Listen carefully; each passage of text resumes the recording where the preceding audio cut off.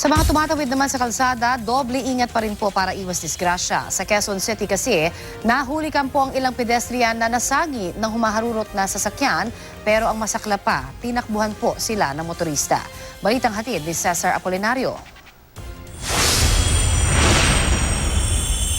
Inaayos sa mag-amang ito ang nasira nilang truck sa Barangay Commonwealth, Quezon City.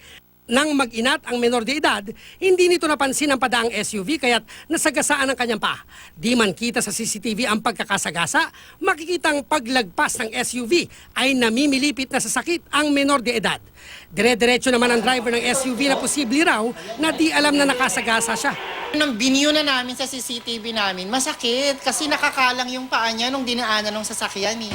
Ang driver ng truck na ama ng biktima humabol sa SUV pero di na ito naabutan. Hindi rin naplakahan dahil hindi mabasa sa kuha ng CCTV.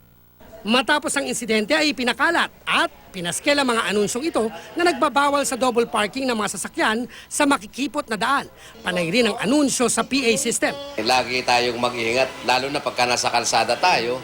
Siyempre, titingnan natin yung bawat anggulo, kaliwat kanan, minsan sa likod natin. Sa Barangay Vasra naman makikita ang mag-inang ito na patawid sa Visayas Avenue. Huminto ang ilang sasakyan para pagbigyan ng tumatawid na pedestrian. Pero ang SUV na ito humarurot at nagtuloy kaya nabulaga sa patawid na pedestrian.